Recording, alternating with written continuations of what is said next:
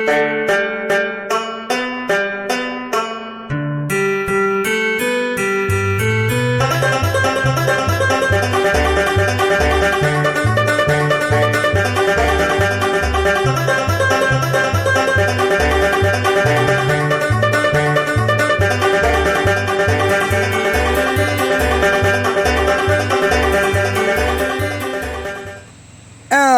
everybody, and welcome back to the Poor Man's Chemist.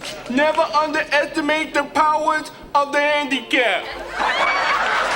In this video, I am going to be making an interhalogen compound, iodine monobromide, simply for shits and giggles. I thought it would be a fun little diversion.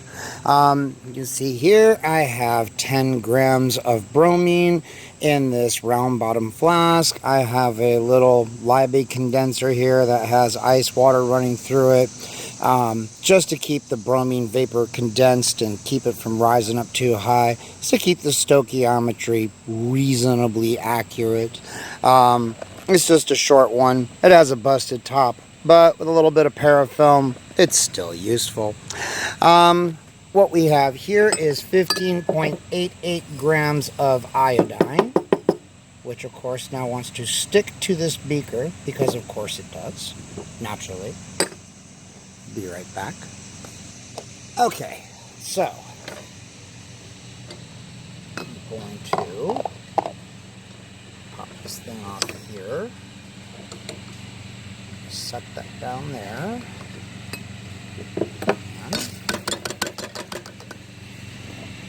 Okay, seriously? Get your ass down in there.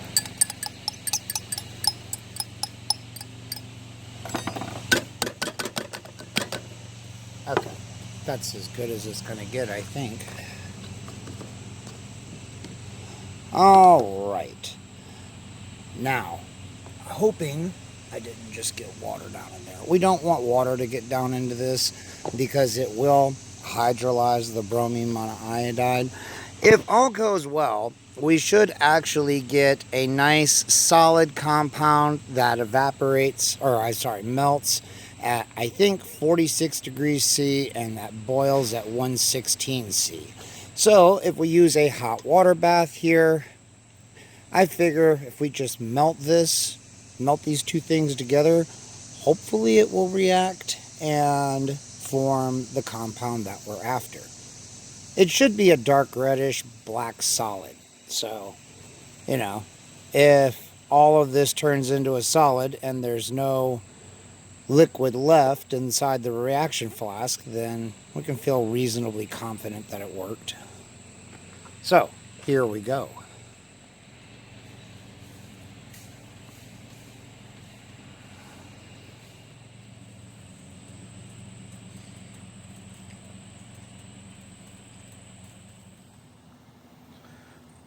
Alright everybody, so this is our product. I am pretty darn confident that this is indeed iodine monobromide and that we got exactly what we were after, mainly because of the fact that when it cools down, it is all a solid. Although it melts very easily. Just when I was getting this set up, and this was just sitting in the sun earlier, and it had a glass stopper on it, this stuff was already starting to melt a little bit.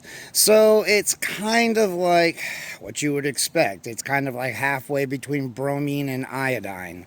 A solid, but one that will become a liquid with only just a little bit of encouragement and warming up.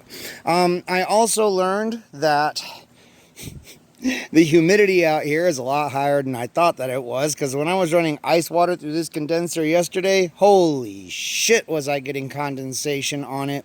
And that's not good. You don't want water to mix with this because it will convert into a hydrobromic acid and, oh Jesus, iodic acid, I believe. It's on the screen. So yeah, you do want to try to keep water out of this. Today I am running just, well, quote unquote room temperature, ambient temperature water through this, and It should keep that condensation problem to a minimum, I hope. What I'm going to do is I'm just going to heat this up on the water bath again. I am going to melt all this shit down, and then I am going to pour it into this little bottle here. This began life as a bottle from Sigma of 2-thiobarbituric acid at a job that I had like back in, Jesus Christ, this is pre-2010, so like 2008 or 9, I think. So yeah, I've had these for a long time, and they just keep working. They're fucking amazing. Like, I store bromine in these things, and it holds it perfectly. So, you know, given that's the case, I figure it should work pretty good for this. So, just turn on the heat here. We will get this stuff good and molten and hopefully all collected in a nice little pool down there, and then we're going to take it off and pour it. I'm going to get some fans set up ahead of time. The literature says this stuff absorbs pretty readily through the mucous membranes. I mean, we can say the same thing about bromine vapor. I got a fucking nose full of it yesterday. So yeah, you do want to be careful with this stuff. I mean, even if it's a solid, it's going to be like iodine. It's still going to be kind of volatile, and I would imagine it sublimes kind of easily too, although right now it's hard to tell. So anyway, I will come back when we are ready to pour this shit into a bottle for storage.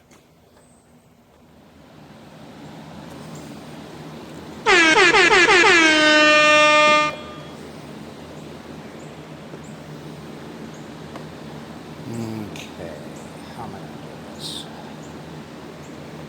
Alright. Shit.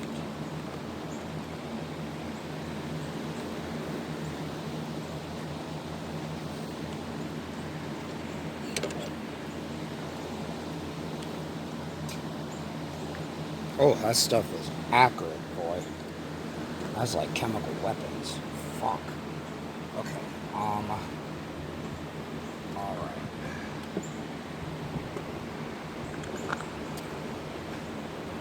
Son of a bitch.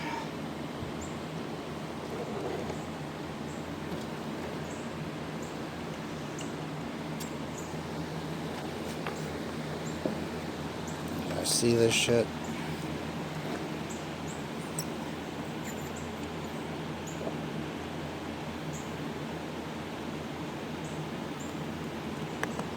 Oh my god. That is awful. I can feel that. Holy shit. Kill it, kill it, kill it, kill it, kill it.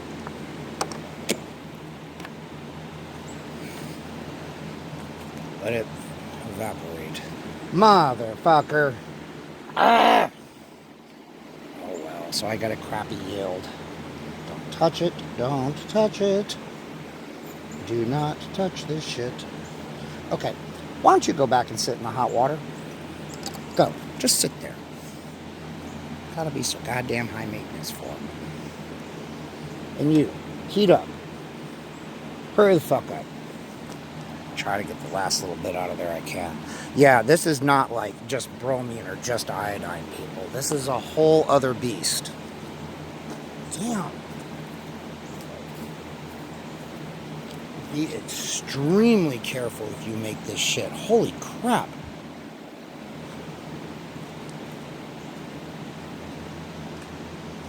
It's going in thiosulfated dog water. Oh my god, man. This is so stupid. Boom. Ha! See? See what you get? It's gonna be like chemical weapons and make my skin start feeling like I'm standing in a cloud of chlorine. All prickly and weird. I don't like that shit. Creeps me the fuck out. Don't do that shit. Yeah, that's right. Your bitch ass can just fucking eat thiosulfate and die, motherfucker. Alright, now, you. Are you going to be even worth fucking with? Don't you get me, you bitch. Okay, it don't look that way. Alright. So we are going to lose some bromine and some iodine. Fuck. But that's okay. I mean, I don't know if it's showing up well. Probably not focused, but there's not... Well, there's still some in there, but... Look, man, we're not going to be able to get all this. If we dissolved it in a solvent, we could. Now, it is soluble in a whole laundry list of solvents. But given how chemical weaponsy it kind of is, yeah, I'm going to pass on that until I have a legitimate, until I have a use for it. Right now, I'm just kind of making it as a chemical curiosity. Of course, if I make it, it shows you guys how to make it. I have showed you how to produce and store it. You can see we do, well, I don't know if you can see, it's still in a liquid form in here, but we've got it. It's still hot. And we got a fair bit of it. I mean, I can weigh it here in a second to see what the weight is, and I'm sure it's on the screen already, so, I'll calculate the theoretical yield and put it up there. It's probably not stellar, but again, we did get some of it, and it is in a bottle that will keep it contained basically forever. So now I have iodine monobromide if I actually want to use it for anything, and that is incredibly fucking cool. How neat. Well, I guess there's not much else to do except just let you guys witness the destruction of what's in the flask with thiosulfate, and we'll see just how efficient that is. Is it like if you're just dealing with bromine alone, in which case it does it very rapidly. So let's see how rapidly it does this. And yeah, we'll wrap this up. Okay, here we go. Trying to clean this shit up using aqueous sodium thiosulfate. Oh, would you look at that? How very, very nice indeed. Works perfectly, very quickly, to deactivate the chemical weapons light that is fucking iodine monobromide. Boom, there we go. Kind of has a god-awful smell. Always gives me a headache. But it is a way to deactivate that shit so that you can clean it and not have to wear like a fucking spacesuit. So there we go. I do want to address one thing, because this came up when we were chatting about this on Discord. I was looking online, and Chemical Force is really the only other person that I've seen make this compound and do a video on it, at least that I could find. Now, I mean, I tend to be a little bit critical of Chemical Force just because he does not show anybody how to make like most of the stuff that he works with, and he doesn't really talk about any constructive uses of it. Now, I mean, looking at it from, what complementary things can I say about him? The dude has absolutely figured out the formula for doing chemistry on YouTube, okay? I mean, that was pointed out to me, and I had to agree with it, that, yeah, whereas other channels have kind of gone by the wayside, that dude is still going strong. So, that is to be commended. And he does show you the character of the compound. The stuff that he does with it kind of shows you how it behaves, and that is absolutely useful information to have.